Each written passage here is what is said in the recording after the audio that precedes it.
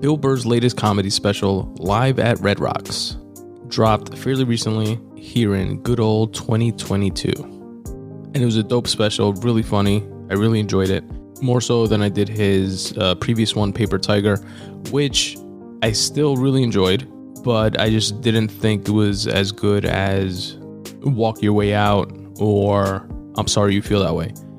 And not by much, still a great special, Paper Tiger was. I mean, you're always going to get top-notch quality when it comes to Bill Burr. It just wasn't, for my preference, his best work to date. And I always feel like rewatching that one, because it always gets like really great reviews. And it is. I've heard people say it's his best one compared to the previous ones. But, you know, para gusto se hicieron los colores, as they say. Or maybe it's just a time and place thing. Maybe at the time of Paper Tiger, I wasn't like in that space in terms of like the material connecting with me. Whereas with this latest special, Live at Red Rocks, I feel like definitely was. It's like post children Bill. I don't think he had kids yet for Paper Tiger. Actually, no, that has to be wrong. Because Paper Tiger came out like 2 years ago, maybe 3 tops. And I think his oldest kid is 4 or 5, around that age, which you referenced in this special.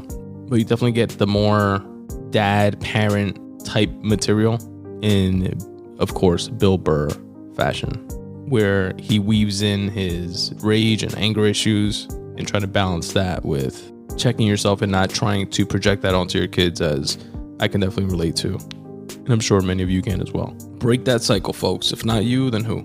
Now, the venue where he filmed it was dope. I've heard the term Red Rocks, but I wasn't familiar. And Red Rocks is a amphitheater that's an open air amphitheater, so it's outdoors, and it's built into a rock structure in the western United States, right by Denver, Colorado.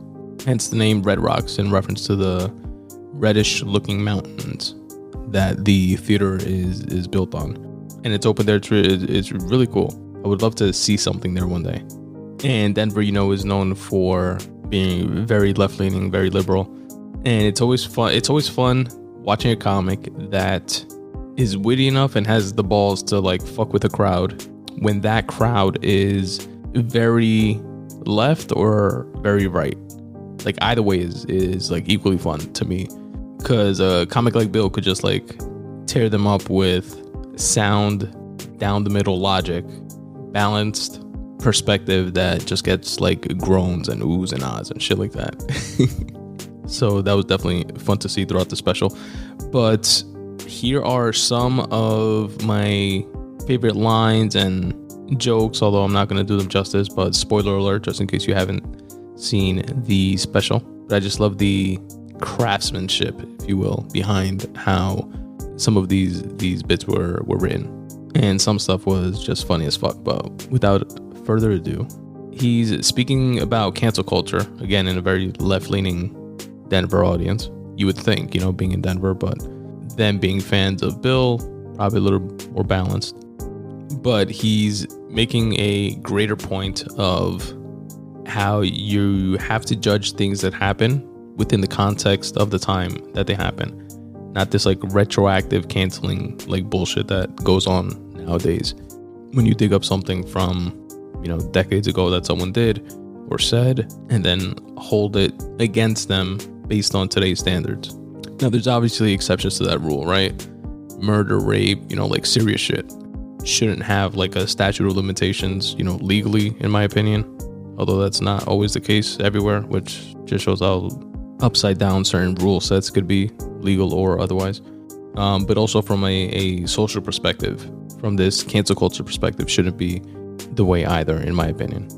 When it comes to things like an off-color joke or, you know, something that, you know, today could be considered a taboo word that shouldn't be said, but, you know, 10 years ago, it was said, you know, that wasn't the case 10 years ago, basically. It's like bizarro world when you try to pull things from the past into the present and say, see, you did X, Y, and Z.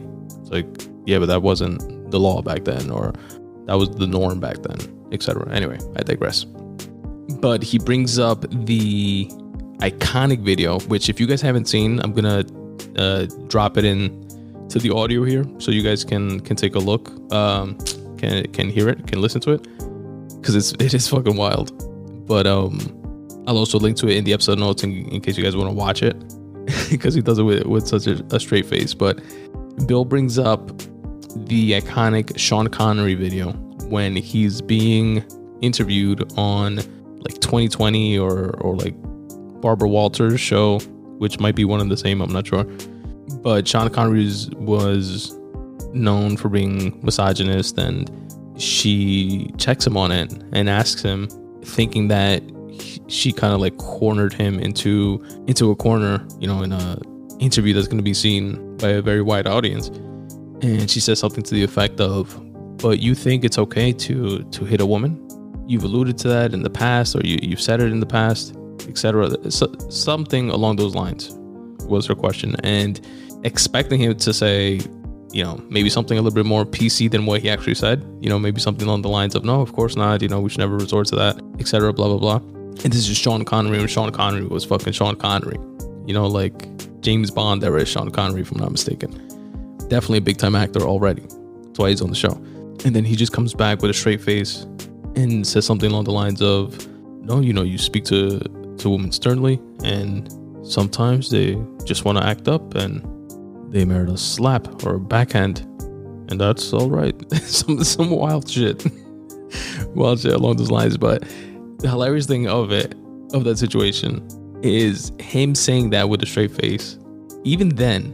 But in the context of Bill's bit, he's saying, back then it was not that it was good or a positive thing, but men hitting women, or women being housewives and being abused and tolerating abuse from their husbands, because the husbands were the breadwinners and women didn't work and they were more just like under their husband's thumb and stuff like that in like the early 70s, was like, that statement was more from that time.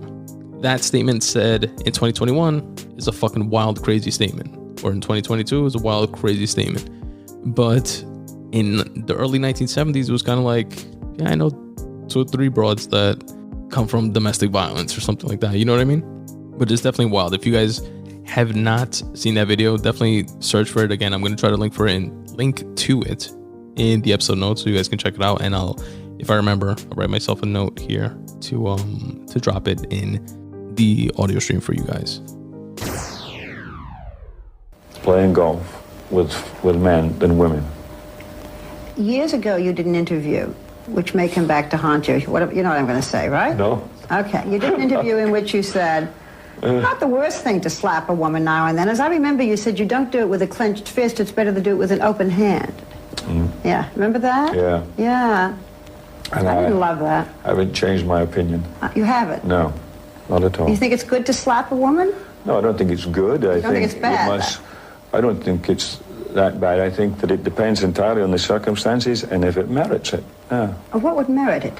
Well, if you have tried everything else, and women are pretty good at this, they can't leave it alone. They want to have the last word, and you give them the last word, but they're not happy with the last word. They want to say it again and get into a really provocative situation. Then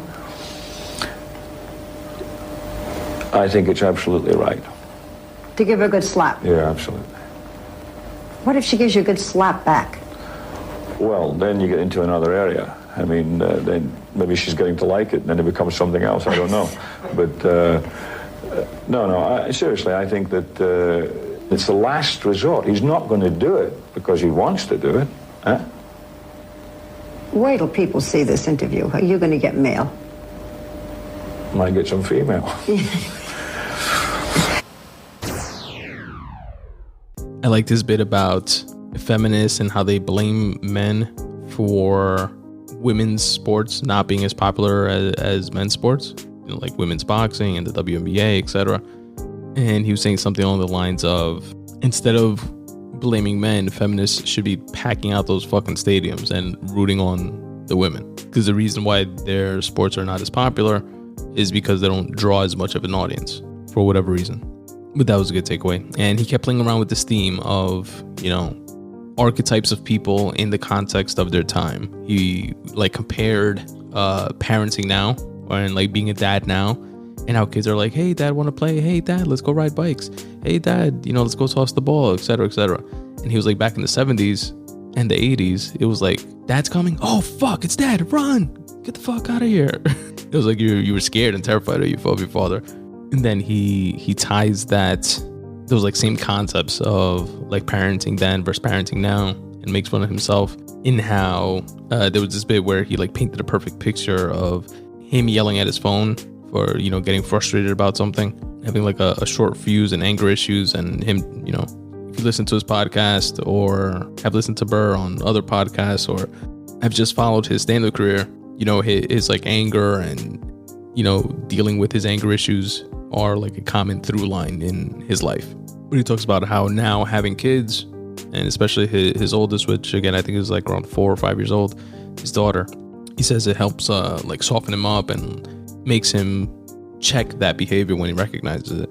So he's like flipping out on something on the phone, and then his kid walks in and was like, oh, I'm sorry, daddy, I'm sorry.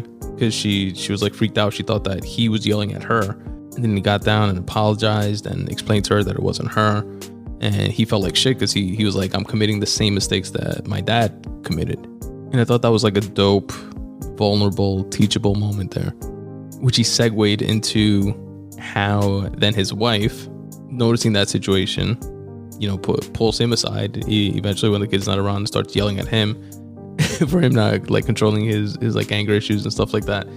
And I thought it was hilarious the way that he mimicked her yelling at him and how he was tuning her out, and he did so by like moving the mic away from his mouth to like demonstrate it, while he just like kept talking like in her voice and stuff like that. But since he was tuning her out, it was her voice to him from his perspective was getting fainter and fainter and going further away. And I thought that was some pretty cool quote unquote method acting, or whatever you would call that.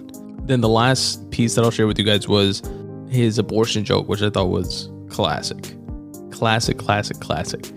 And he says something to the effect of how he's pro-choice, but he understands both sides of the argument, especially now being older, getting a bit more conservative as one does with age, but still leaning left, but more balanced. And he's like, now I can at least like hear the other side without, my complete biases, etc. Like with his biases, blinding him and not even allowing him to hear an opposing opinion on anything, as is the case for the most part in politics nowadays. But he was like, I'm pro-choice, but I definitely get both sides of the argument.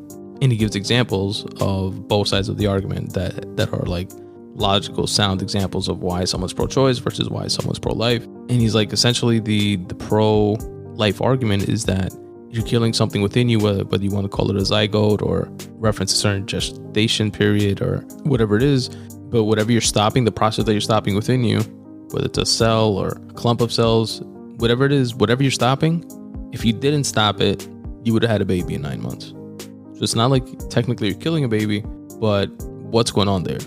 You know what I mean? And that's the pro-life claim to fame. And on the pro-choice side, it's, my body, my choice. It's not a life. Because that's essentially what the argument is, right? Like, at which point is there a life? When there's a heartbeat, people argue everything from the moment the sperm. Some people would argue that the sperm is life. That's why you're not supposed to like jerk off and shit, to certain very strict orthodox type beliefs. Some people, it's the moment the sperm cracks the egg. Some people, it's when a zygote forms, or after the first trimester, after the second trimester, there's a spectrum of full-grown baby, and on the other side of the spectrum, no baby. And you can find arguments for every single day, every single second, every single step in between those 2 points within a 9-month period. And he was saying how the pro-choice stance is that it's not a life yet. So it's my body, my choice, and it's okay to have an abortion. And he was like, although I'm pro-choice, I kind of get the other side's argument on it, because he was like, it's like if I mix some cake batter and I put it in the oven, and then you come and you take it out before the cake is done, and you throw it across the room, and I'm like, you ruined my birthday cake. And you say, that wasn't a cake. And I'm like, well, it was gonna be.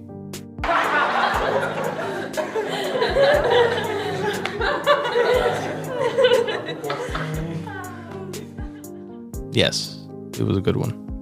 And that, folks, was my little recap and review of Bill Burr's latest comedy special, Live at Red Rocks, streaming now on Netflix. Check it out.